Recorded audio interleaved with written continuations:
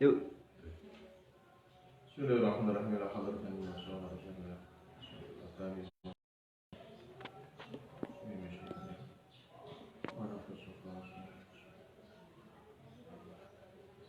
Al-Fatihah. A'udzubillahi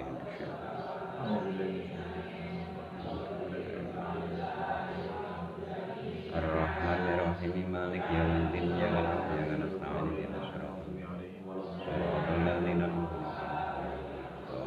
Bismillahirrahmanirrahim. Qala al-musannif rahimahullah ta'ala wa nafa'ana bihi wa bi'ulumihi wa amdana bi asrarihi fid dharain amin. Bismillahirrahmanirrahim. Faslun fi fadilati sholati ma'al jamaah. Utaiki fasal ing dalam mertelakan fadilah sholat jamaah.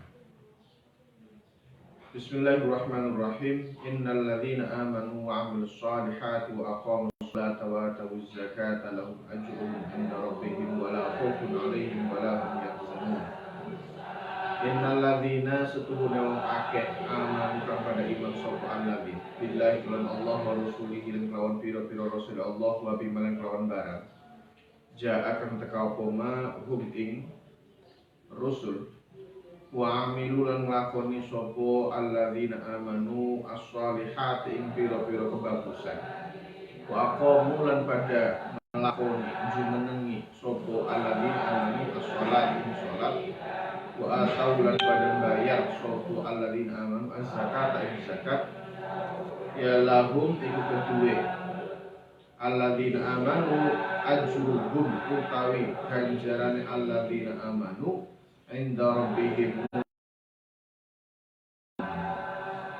wala khawfun lan ora ana wedi iku mujud alaihim ing atase alladzina amanu wala hum lan ora ana utawi alladzina amanu iku yahzanuna pada bersedih sapa alladzina amanu dari ing atase perkara kang ditutup.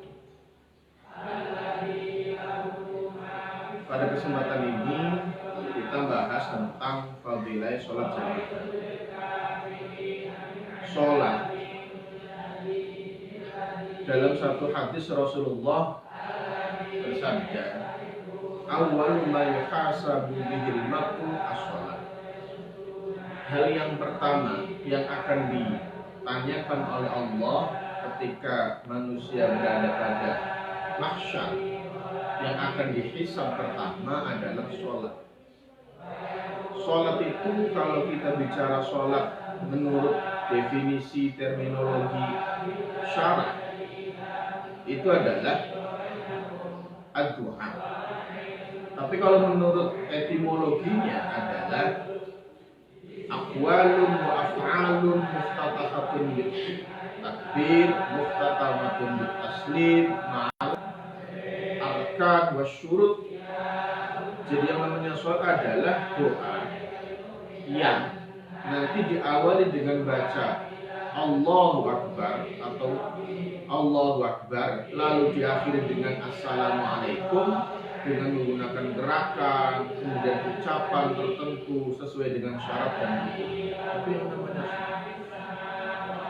Nah, sholat itu adalah kewajiban kita untuk bisa berkomunikasi batinnya kepada Allah.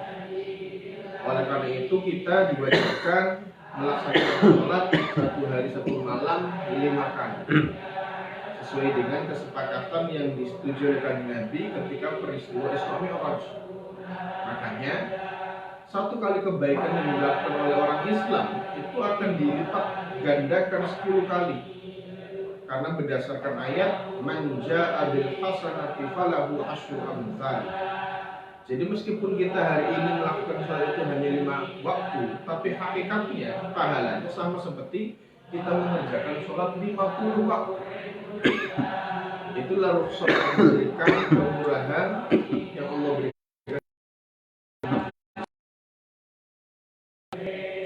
Dalam tiap kali kita sholat, kita selalu doa ihdinas siratal mustaqim. Kita berharap supaya dapat hidayah, mendapatkan petunjuk dari Allah, bahwa kita menjadi orang yang mengikuti jalan yang yang Allah berikan. Dalam bahasa Al-Quran, sholat itu bisa dikatakan aqimus sholat. Maka ketika kita bicara istiqomah, artinya koma itu diikutkan pada wazan istaf'ala yang berfaedah tolabiyah, maka dengan sholat itu kita berharap meminta Allah, memohon kepada Allah supaya kita diberikan keteguhan hati, supaya tetap istiqomah melakukan ibadah, khususnya sholat.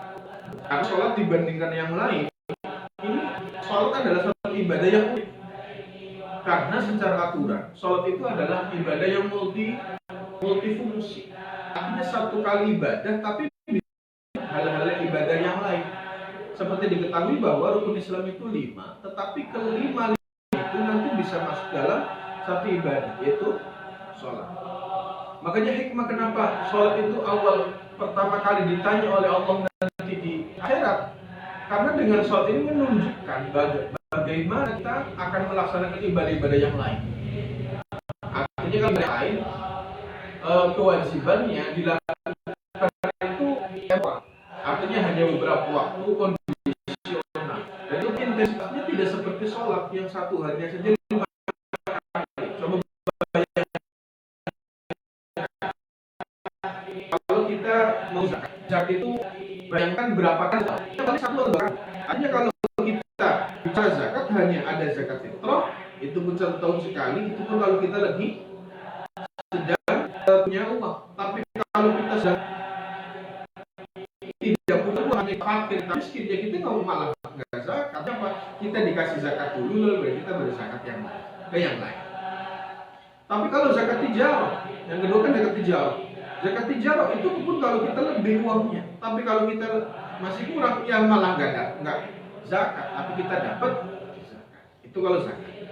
Kemudian kalau haji itu 1 kali seumur hidup. Itu pun kalau kita mampu. Artinya kalaupun tidak mampu, tetap tiap hari kita wajibnya sholat. Makanya dari ibadah-ibadah yang lain, mulai dari syahadat, kemudian mulai dari yang namanya zakat, yang namanya puasa, yang namanya haji, itu nanti semuanya include dalam ibadah sholat. Ya kita jelaskan satu persatu. Sholat itu ada hajinya. Kenapa? Karena ketika sholat itu kita menghadap ke Ka'bah, Baitullah. Padahal orang haji itu adalah artinya al-hajju qasdul bait. Yang namanya orang berhaji itu artinya apa? Menuju ke Baitullah untuk melaksanakan ibadah. Berarti secara tidak langsung kita tiap kali waktu sholat pasti menghadap ke Baitullah. Meskipun zahir badan kita masih di satu tempat, tapi minimal niat kita, hati kita sudah menuju ke sana. Berarti sudah ada haji. Yang kedua, kalau kita bicara puasa itu apa? Puasa adalah proses ketika manusia tidak makan dan tidak minum. Maka dalam posisi sholat itu juga sama. Diharamkan ketika sholat makan dan minum. Berarti ketika sholat juga ada puasa. Yang ketiga, ketika kita bayar zakat mal itu zakatnya rubul usyur 2,5%. Nah kalau kita bilang sholat itu minimal, misal apa? Kita bicara standar lah. Orang sholat 1 kali waktu, misal nggak pakai wirid, nggak pakai baca Quran, misal hanya sholatnya saja kira-kira 5 menit.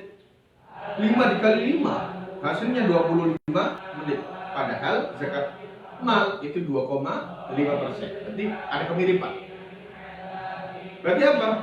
Sholat itu ada zakatnya. Kalau zakat itu adalah untuk membersihkan harta, menyisihkan sebagian harta yang kita punya untuk saudara-saudara yang tidak mampu. Nah kalau kita bicara tentang sholat, berarti apa? 4 jam itu sekedar 25 menit untuk kita munajat pada Allah yang Maha Pencipta. Itu. Lalu tiap kali sholat pasti ada syahadatnya, karena tiap kali sholat pasti ada tasyahud awal, tasyahud akhir, kecuali sholat subuh yang tasyahudnya hanya 1 kali. Artinya tiap kali sholat pasti baca tasyahud 2 kali. Oleh karena itu apa? Syahadat selalu ada mengiringi ketika kita sholat. Itulah makanya hal yang pertama yang akan ditanyakan oleh Allah nanti di akhir adalah sholat. Lah kalau kita bicara sholat itu secara hukum ya ada berbagai macam. Ada yang sholat sendirian, ada sholat yang berjamaah. Nah kita ini bahas sholat jamaah. As-sholatul jamaah bisa bin wa isyrina darajah. Atau dalam sabda yang lain, as-sholatul min sholatil fardhi bi khamsatin wa isyrina darajah. Ada yang mengatakan bi arba'atin wa isyrina darajah. Derajatnya orang sholat jamaah itu lebih baik. Ada yang mengatakan 27 derajat, ada yang mengatakan 25 derajat, ada yang mengatakan 24 derajat. Ya tergantung. Semuanya punya ihtimal masing-masing. Artinya sholat jamaah itu mengajarkan kita bahwa manusia itu adalah makhluk sosial. Maka dalam kehidupan ini semua orang itu sama di hadapan Allah. Maka kita tidak boleh merasa lebih di antara yang lain. Karena semua yang diciptakan Allah itu sama. Buktinya ketika sujud semua, ketika ruku semua, dan seterusnya. Oleh karena itu, sholat jamaah itu mengajarkan kepada kita bagaimana kehidupan kita. Dan ketika sholat jamaah diatur bagaimana ketika shaf itu barisannya harus lurus, harus rapi, harus rapat. Itu menunjukkan. Maka dalam semua ulama pernah mengatakan sholat jamaah itu menunjukkan hatinya orang Islam. Kalau ketika jamaah itu hati orang Islam itu tidak bersatu. Padahal ketika kita bicara sholat jamaah itu apa? Adalah proses untuk mempersatukan, rekonsiliasi umat. Jadi orang itu kalau biasa ketemu maka akan terjadi kesinambungan, akhirnya perasaannya nyaman.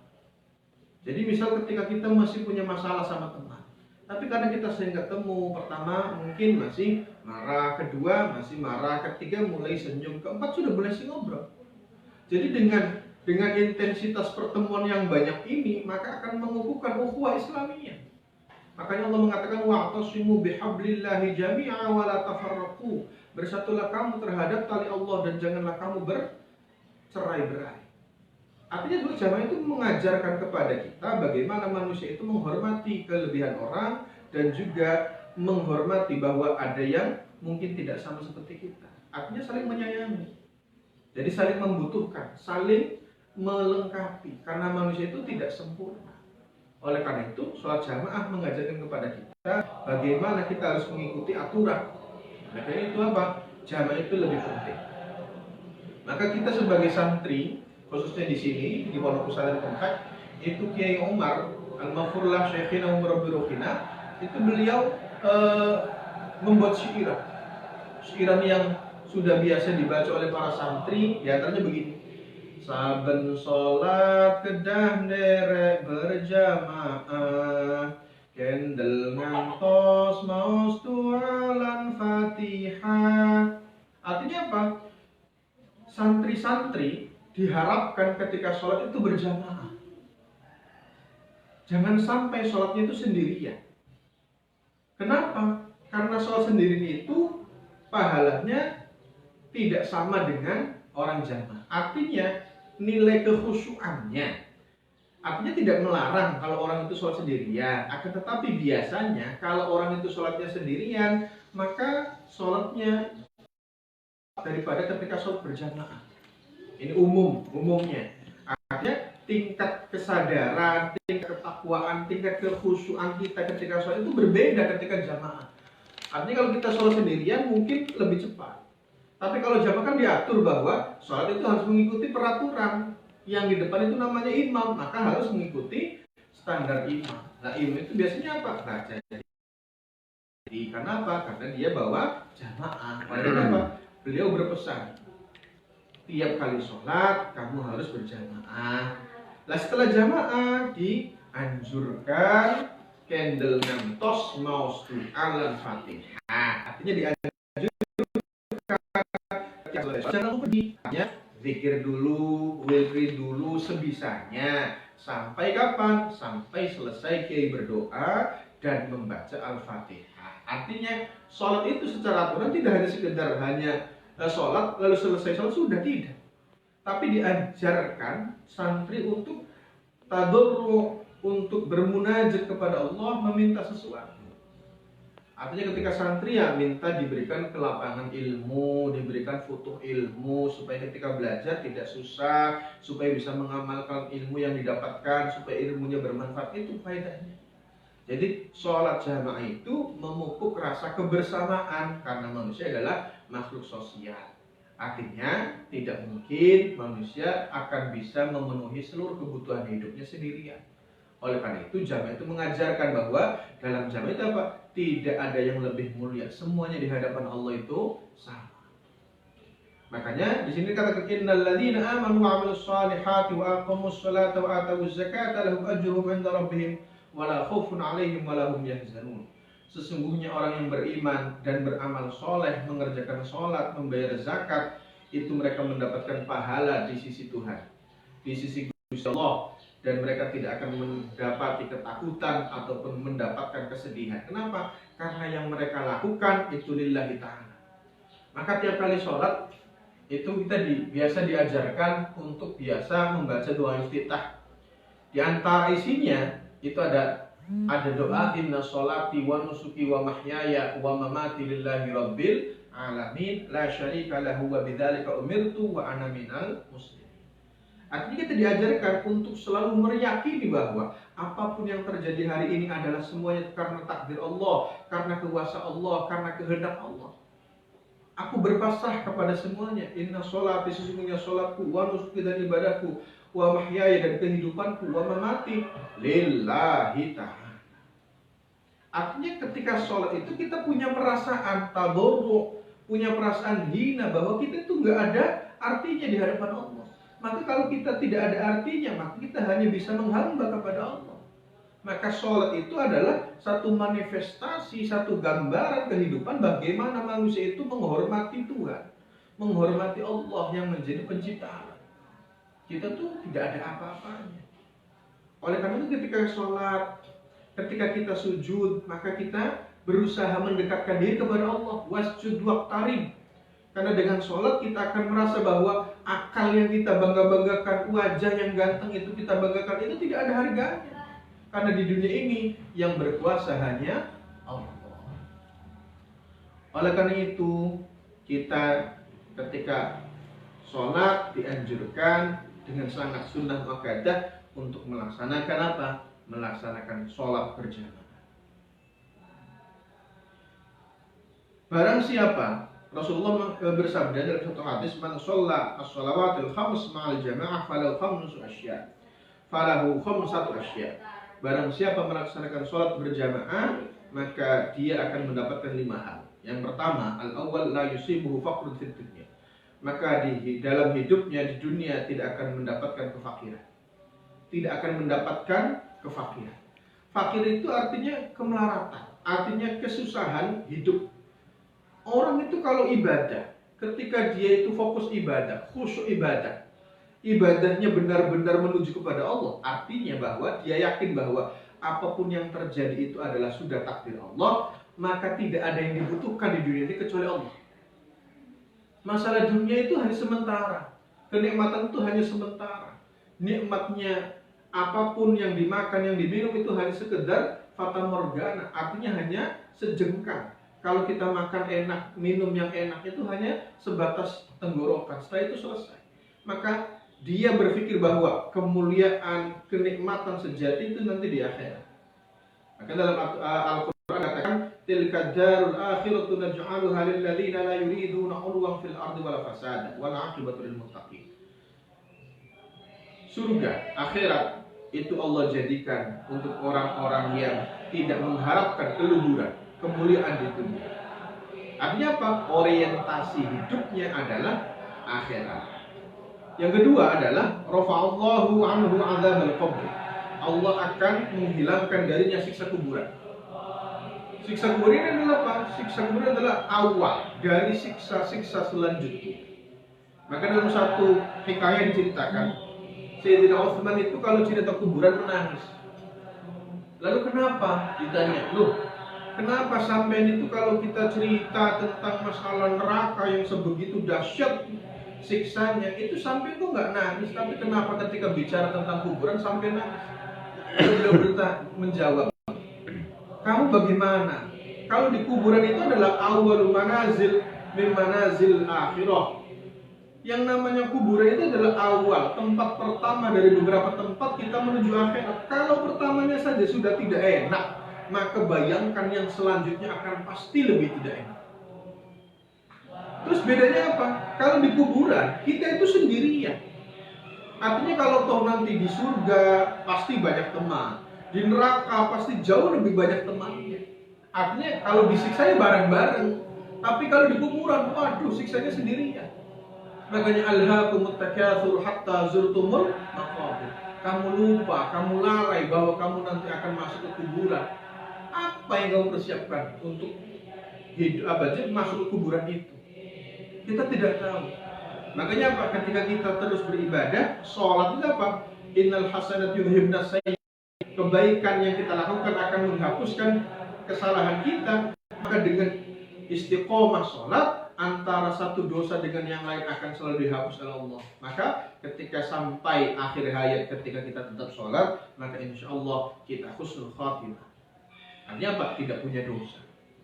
Yang ketiga adalah yu'ti kitabahu biyaminih.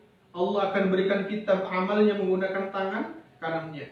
Fa amma man uti kitabahu biyaminih fasawfa yuhasabu hisaban yasir.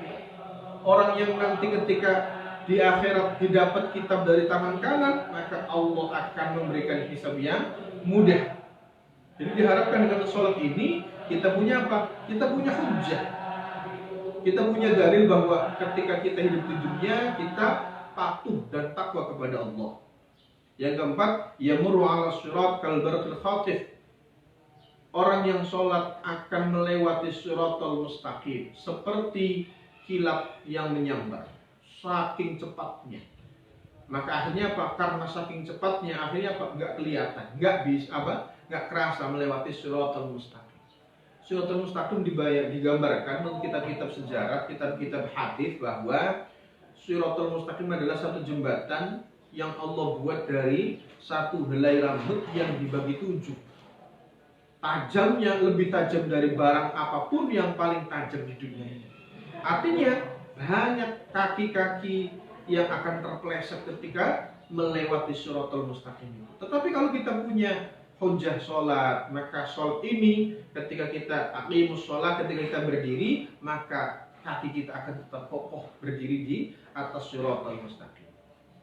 Yang kelima adalah yudkhiluhullah ta'ala al-jannata bila hisabin wal adab. Allah akan masukkan orang ahli sholat ke dalam surga dengan tanpa hisab dan tanpa adab. Itu adalah gambaran bahwa 5 hal yang akan menjadi kelebihan orang yang melakukan sholat. Semoga apa yang kita lakukan, sholat yang kita kerjakan, amal sholat yang kita lakukan sampai hari ini akan menjadi amal yang akan diterima oleh Allah sampai akhir hayat kita. Dan kita masuk dalam kategori husnul khotimah. Tapi jangan lupa bahwa kita harus punya keyakinan bahwa Allah adalah zat yang maha baik, maha ghafur, maha mengampuni, Raufur Rahim, maha rahim, maha menyayangi. Jadi kita itu harus yakin bahwa apapun yang kita lakukan hari ini itu sudah yang terbaik menurut Allah. Jadi kita tidak boleh merasakan bahwa aduh bagaimana ini rezeki tidak lancar. Ya sudah, kita harus melihat bahwa ada yang lebih susah daripada kita supaya kita lebih tenang menghadapi hidup ini.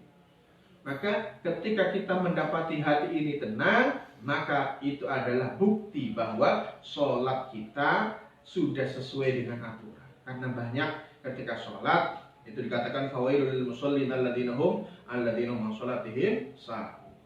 Orang yang ketika sholat dia malah lupa. Artinya ketika sholat dia lupa bahwa dia sedang menghadapi Tuhan, menghadapi Allah yang Maha Kuasa.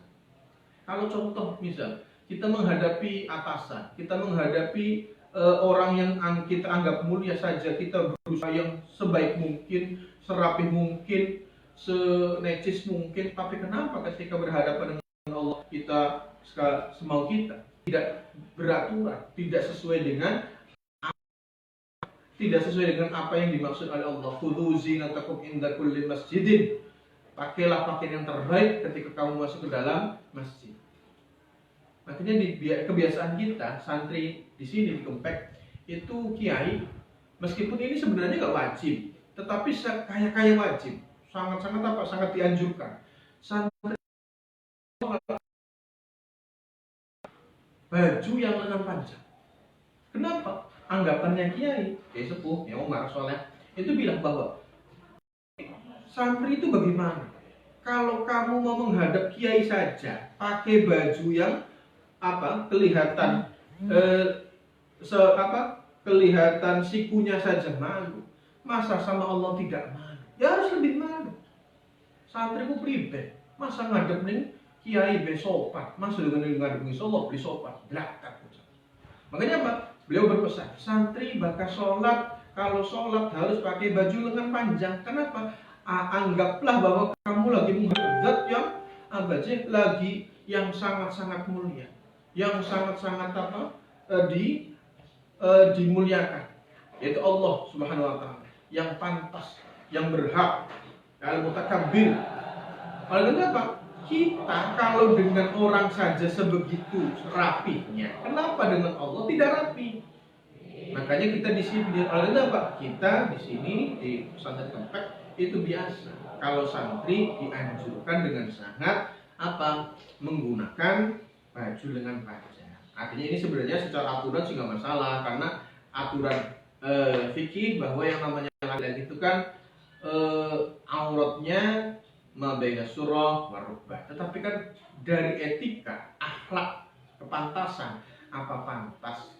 Makanya ketika kita bicara tentang kebaikan itu kata Rasulullah adalah berbuatlah kamu seakan kamu dilihat oleh Allah. Kalau toh kamu tidak melihat Allah, maka yakinlah bahwa Allah itu melihat kamu. Artinya perbuatan kita itu sedang disaksikan oleh Allah.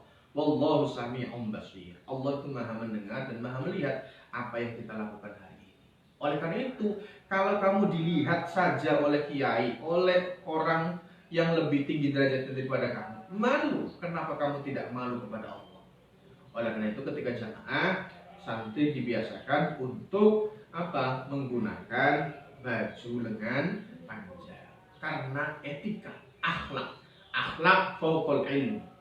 Akhlak itu lebih utama daripada ilmu. Artinya secara ilmu, secara aturan ilmu fikih, auratnya laki-laki itu mabaina surah rukbah. Jadi kalau ada orang pakai celananya sih boleh. Ya boleh, tapi kan apa pantas? Itu hanya sekedar segi kepantasan. Makanya dalam satu maqalah ulama dikatakan bahwa ya al-adab fauqal ilmi. Adab itu lebih utama dibandingkan ilmu. Artinya ilmu itu bukan menjadi bukan menjadi patokan, tapi ya standar kepantasannya bagaimana, meskipun tidak melanggar aturan, tetapi pantas atau tidak. Kalau pantas ya dilakukan, kalau tidak ya jangan. Itu makanya ketika kita sholat, kita dianjurkan untuk menggunakan pakaian yang terbaik. Itu pakaian yang kalau bisa ya warna putih. Kenapa? Ahsanul thiyab al-bid. Baik-baiknya pakaian adalah pakaian yang berwarna putih. Makanya ketika kita sholat, definisinya tadi, yang namanya sholat adalah aqwalun wa af'alun muftatahatun bitakbir. Perbuatan, ucapan, gerakan yang diawali dengan baca takbir. Maka ketika seorang hamba Allahu Akbar, idza kabbarul abdu, ketika seorang hamba bertakbir lis sholat, yaqulullah ta'ala lil malaikat, maka Allah akan mengatakan kepada malaikat, ya malaikati, wahai para malaikat, irfa'u dzunuba 'abdi an raqabati hatta ya'budani tahiran. Wahai para malaikat, angkatlah dosa dari tubuh umatku. Dari Dari tubuh hambaku. Lalu supaya supaya ketika dia beribadah kepadaku dalam keadaan suci. Lalu ketika dosanya diambil setelah selesai sholat, lalu mereka bertanya lagi, ya Allah, apakah ini dosanya ditaruh lagi ke orang itu? Lalu Allah bilang, ya nggak pantaslah, masa aku sudah menghilangkan dosanya, maksud dikasih lagi, ya sudah diampuni saja. Artinya sholat itu akan menggugurkan dosa. Ya maksudnya dosa-dosa yang kecil mungkin. Kalau dosa besar ya tetap. Kalau dosa-dosa besar ya harus dengan taubatan nasuha. Oleh karena itu fadilahnya sholat adalah memupuk apa aja rasa tanggung jawab kita kepada Allah, karena kita adalah makhluk yang jadi hamba, yang punya tugas bertanggung jawab untuk apa? Untuk selalu melaksanakan ibadah kepada Gusti Allah. Nah, ibadah itu kalau sendirian biasanya agak males. Maka ketika kita bersama-sama berjamaah, insya Allah akan lebih apa? Lebih rajin, lebih khusyuk lah. Minimal itu yang dimaksud, bahwa ketika berjamaah, maka kenapa jamaah itu sholatkan itu lebih banyak pahala daripada sendirian? Karena jamaah itu kan nanti ada pahala soft, ada pahala barisannya lurus, kemudian apa? Kemudian ada pahala insaf, karena apa? Mendengarkan bacaannya imam, dan ada kekhusyuan. Mungkin apa? Mungkin itulah hal-hal yang menjadikan kenapa sholat jamaah itu lebih baik pahalanya daripada sholat sendirian. Tetapi kalau kita bicara kata baik itu relatif. Maka ketika kita bicara bahwa kenapa pahala orang sholat jamaah itu 27, sendirian itu 1, itu untuk memberikan rangsangan kepada kita supaya kita lebih giat berjamaah. Lah kalau sudah kita ngerti bahwa jamaah atau sholat itu adalah satu hal yang menjadi kewajiban dan sudah menjadi merasakan nyamannya melakukan sholat, maka nanti ditingkatkan sholatnya.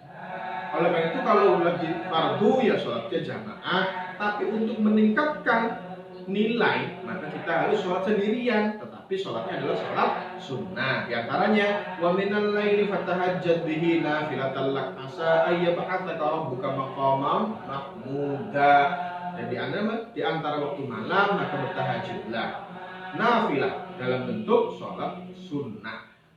Supaya apa? Asa ayyab'atsaka rabbuka maqaman mahmuda, supaya Allah memberikan kamu maqam mahmud, derajat yang dipuji. Oleh karena itu jamaah itu dilaksanakan untuk apa? Sholat fardu, tapi untuk meningkatkan kualitas maka kita diperbanyak menggunakan sholat sunnah. Artinya sholat sunnah banyak, ada sholat qabliyah, ada ba'diyah, ada sholat duha, ada sholat tasbih, sholat lail dan lain-lain. Silakan apa yang kita bisa gunakan untuk apa? Menyempurnakan ibadah sholat kita. Yang paling utama adalah ketika kita melaksanakan sholat fardu, sholat maktubah, itu dianjurkan melaksanakannya dalam keadaan berjamaah. Supaya apa? Supaya Islam itu benar-benar. Makanya kalau kita bicara syariatnya Rasulullah, ini adalah syariat yang sempurna dibandingkan syariat yang lain. Karena apa? Gusti Allah berusaha mengumpulkan umat Islam dalam keadaan apapun. Buktinya, kita dianjurkan untuk berkumpul tiap kali sholat jamaah. 1 minggu sekali kita disuruh Jumatan. Bahkan Allah mengumpulkan manusia satu dunia ini, orang Islam semua dalam satu waktu. Kapan? Wukuf di Arafah. Itu adalah satu proses ketika Allah pengen menunjukkan kepada umat yang lain bahwa Islam itu besar karena persatuan. Orang besar itu bukan karena kecerdasannya, tapi karena persamaan hatinya. Jadi orang-orang Yahudi itu terkenal bahwa mereka itu orang-orang cerdas, tapi karena kecerdasan mereka sering bertikai. Tetapi orang-orang itu akhirnya apa? Tidak memikirkan agama. Tetapi orang Islam, antar orang cerdas, orang yang belum cerdas, orang kaya, orang miskin, semuanya disatukan. Udah, jangan mikir yang aneh-aneh. Sudah, kamu itu tugasnya adalah beribadah kepada Allah, tidak ada yang lebih cerdas dibandingkan Gusti Allah. Ya sudah, akhirnya ketika bandingannya dengan Allah, maka tidak ada seorang pun yang merasa lebih mulia. Karena inna akramakum indallahi atqakum. Orang paling mulia di hadapan Allah adalah yang paling bertakwa. Takwa itu adalah masalah keimanan. Ketika dia beribadah kepada Gusti Allah, bagaimana? Bukan masalah dunia, bukan masalah kecerdasan itu. Ya penting kecerdasan, tetapi jangan sampai melalaikan aturan bahwa kita itu bersama-sama. Untuk merangkai sesuatu itu perlu persatuan. Maka secara tidak langsung tiap apapun orang Islam disuruh untuk bersatu.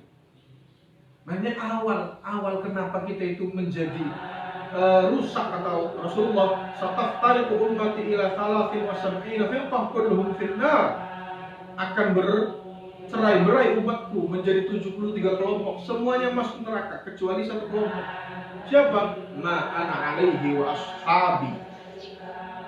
Ma ana alaihi itu siapa? Dikatakan menurut tafsirannya adalah ahli sunnah wal jamaah. Ahli sunnah itu adalah orang yang mengikuti sunnah kanjeng Nabi. Jamaah adalah kelompok golongannya sahabat. Nah, maksudnya apa? Khulafaur Rasyidin, al-Mahdiyyin min ba'di. Oleh karena itu kita sebagai orang ahli sunnah wal jamaah an-nahdiyah berusaha meyakini bahwa alaikum bisawadil a'zam, tetaplah kamu kepada kelompok terbesar, kelompok mayoritas. Kenapa? Karena kita akan diselamatkan. Fa insyaallah. Kenapa? Umat Rasulullah tidak mungkin menyepakati, menyetujui satu hal yang bohong. Pasti ketika ada ittifaq, pasti itu semuanya berdasarkan apa? Berdasarkan ilmu dan berdasarkan apa? Berdasarkan pemikiran. Tidak mungkin sembrono, tidak mungkin serampangan.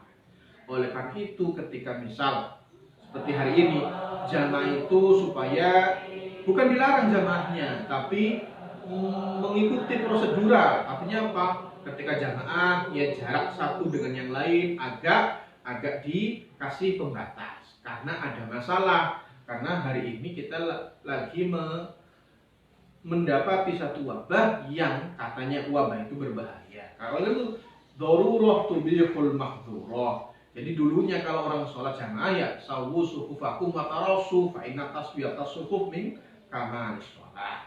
Tapi karena darurat ya sudah, hanya apa? Kita mengikuti anjuran dan arahan dari pemerintah, karena termasuk salah satu ciri orang yang patuh, orang yang nurut, orang yang muslim adalah ati Allah wa ati Rasul wa ulil amri minkum. Jadi yang dilarang itu bukan sholatnya, tapi apa? Proses pelaksanaannya tetap harus sesuai dengan aturan. Nah, maka ketika kita bicara bahwa jamaah itu penting, tapi apa? Jamaah ketika dalam keadaan yang normal. Karena hari ini banyak polemik, ini bagaimana? Kita harus melakukan sholat tarawih atau tidak? Kan sudah diarahkan oleh pengurus-pengurus besar, Nahdlatul Ulama, ya sudah bersabar. Ini bukan melarang kita sholat tarawih, bukan, tapi prosesnya harus diatur sesuai dengan arahan dari pemerintah, karena pemerintah adalah ulil amri. Fa in tanaza'tum fi syai'in farudduhu ila Allah. Maka kalau masih ada pertikaian dan perdebatan, maka dikembalikan kepada kitabullah. Bagaimana? Ya artinya contoh, Kanjeng Nabi saja ketika masih dalam keadaan masih belum kuat, lalu Kanjeng Nabi melaksanakan ibadah, ya Syria bersembunyi. Kenapa? Tapi ketika Kanjeng Nabi sudah kuat, nah itu. Lah, masalah kuat dan tidaknya itu kan relatif. Ini kan masalahnya karena penyakit dan lain. Oleh itu apa? Jamaah tetap dilaksanakan, tapi dengan jamaah mahsurah. Jadi bahasa kita betul ini. Artinya apa? Dengan orang-orang yang sudah jelas. Jadi jamaah itu tetap boleh, tapi dengan kondisi yang disesuaikan dan mengikuti arahan dari para ulama dan umara. Itulah fadilah jamaah. Kenapa? Nanti kita akan lebih mendekatkan diri kepada Allah Subhanahu wa taala. Walakum minkum. Assalamualaikum warahmatullahi wabarakatuh. Innal insana lafi khusr. Alhamdulillah.